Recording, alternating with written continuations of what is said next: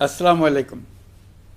আজ আমরা পুরো জাতি একসঙ্গে স্মরণ করছি এমন এক দিন যা এদেশের ইতিহাসে গভীর ছাপ রেখে গেছে। 5ই আগস্ট শুধু একটি বিশেষ দিবস নয়, এটি একটি প্রতিজ্ঞা, গণজাগরণের উপাখ্যান এবং ফ্যাসিবাদী শাসন থেকে জাতির পুনর্জন্মের দিন। আজ আমি গভীর শ্রদ্ধার সঙ্গে স্মরণ করছি 1971 সালের স্বাধীনতা যুদ্ধের সকল বীর মুক্তিযোদ্ধাদের, যাদের আত্মত্যাগে আমরা পেয়েছি স্বাধীন সার্বভৌম বাংলাদেশ। 1971 সালে সাম্য, মানবিক মর্যাদা ও সামাজিক ন্যায় বিচার প্রতিষ্ঠার লক্ষ্যে এদেশের জনগণ সশস্ত্র মুক্তিযুদ্ধে অংশগ্রহণ করেছিল।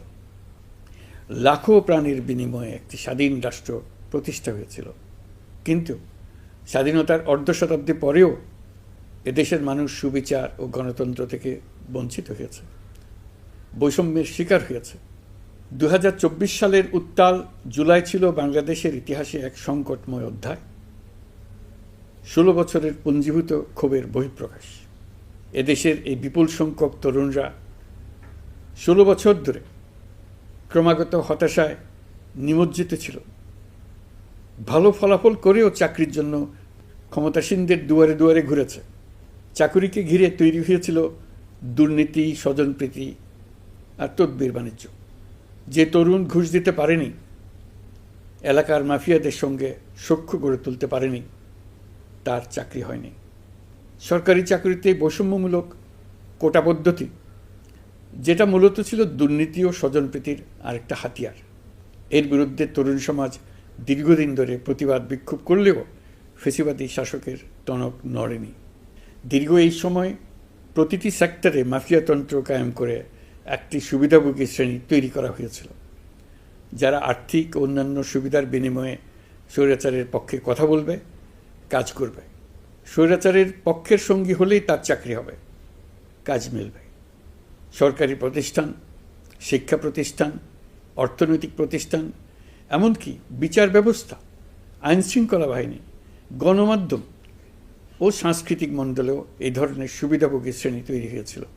এদেশের গরিব মেহনতি মানুষের পয়সা লুট করে পতিত ফ্যাসিবাদ ও তাদের সহযোগীরা এক একজন টাকার পাহাড় গড়ে তোলে। সীমাহীন দুর্নীতির কবলে পড়ে অর্থনীতি ভেঙে পড়ে। এই দেড় যুগে প্রতিটি ন্যায্য দাবি, প্রতিবাদ, বিক্ষোভ চলাকালে পুলিশের পাশাপাশি দলীয় সন্ত্রাসীরা অস্ত্র হাতে আন্দোলনকারীদের পিটিয়েছে।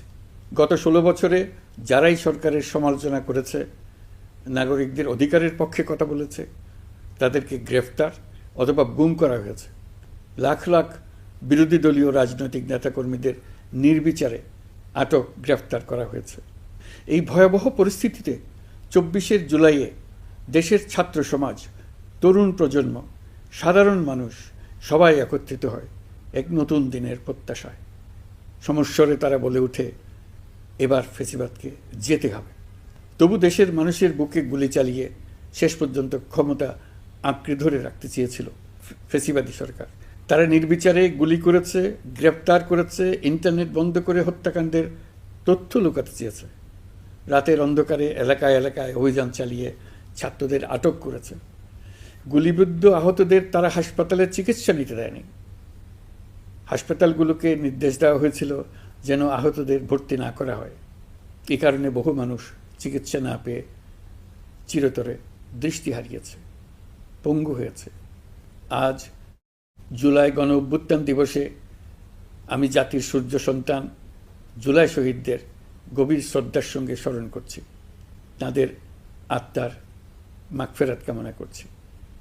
জুলাইয়ে যারা আহত হয়েছেন, চিরতরে পঙ্গু হয়েছেন, দৃষ্টি হারিয়েছেন, জাতির পক্ষ থেকে আমি তাদের প্রতি শ্রদ্ধা ও কৃতজ্ঞতা জানাচ্ছি।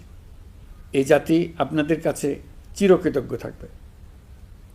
গত বছর ডিসেম্বর মাসে জুলাই গণ অভ্যুত্থানে শহীদ পরিবার ও আহতদের কল্যাণ ও যাবতীয় বিষয়াদির প্রশাসনিক দায়িত্ব মুক্তিযুদ্ধ বিষয়ক মন্ত্রণালয়ের উপর ন্যস্ত করা হয়েছে। এখন পর্যন্ত 836টি শহীদ পরিবারের মধ্যে 775টি শহীদ পরিবারকে মোট 98,40,00,000 টাকার সঞ্চয়পত্র ও মাসিক ভাতা বাবদ ব্যাংক চেক দেওয়া হয়েছে। অবশিষ্ট যারা আছেন তাদেরও কয়েকটি বিষয় নিষ্পত্তি সাপেক্ষে সঞ্চয়পত্র দেওয়ার প্রক্রিয়া চলছে। এর পাশাপাশি আহত 13,800 জন জুলাই যুদ্ধকে 3টি ক্যাটাগরিতে নগদ টাকা ও চেক বাবদ মোট 153 কোটি 4 লাখ টাকা প্রদান করা হয়েছে। এর মধ্যে 78 জন অতি গুরুতর আহত জুলাই যোদ্ধাকে সিঙ্গাপুর, থাইল্যান্ড, তুরস্ক এবং রাশিয়ায় উন্নত চিকিৎসার জন্য পাঠানো হয়েছে এবং চিকিৎসা ব্যয় বাবদ এ পর্যন্ত 97 কোটি 50 লাখ টাকা ব্যয় হয়েছে। জেলা উপজেলা পর্যায়ে সকল সরকারি হাসপাতাল বা ক্লিনিক বা স্বাস্থ্যকেন্দ্র, মেডিকেল কলেজ হাসপাতাল এবং সরকার কর্তৃক নির্ধারিত বিশেষায়িত হাসপাতালগুলোতে সকল শ্রেণীর আহত জুলাই যোদ্ধাদের অগ্রাধিকার ভিত্তিতে বিনামূল্যে চিকিৎসা সেবা দেওয়ার সিদ্ধান্ত হয়েছে। সরকারের পক্ষ থেকে জুলাই শহীদ ও আহতদের জন্য আরও নানা উদ্যোগ নেওয়া হচ্ছে।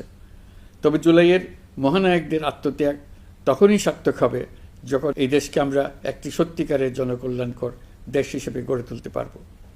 আজ আমরা কেবল অতীত স্মরণ করতে আসিনি, আমরা একটি শপথ গ্রহণ করতে এসেছি। শপথ এই, আমরা কোনো ধরনের নিপীড়নের কাছে মাথা নোয়াব না। আমরা প্রতিষ্ঠা করব একটা জবাবদিহিমূলক, মানবিক, গণতান্ত্রিক এবং বৈষম্যহীন রাষ্ট্র, এমন রাষ্ট্র যা সবসময় জনকল্যাণে কাজ করবে। জুলাই শহীদদের আত্মত্যাগ আমরা বৃথা যেতে দেব না। তাদের আত্মত্যাগই হবে আমাদের পথ চলার প্রেরণা, তাদের স্বপ্নই হবে আমাদের আগামী বাংলাদেশের নির্মাণ রেখা। আজকের এই দিনে এটাই হোক আমাদের শপথ। মহান আল্লাহ আমাদের সহায় হন। আল্লাহ হাফিজ।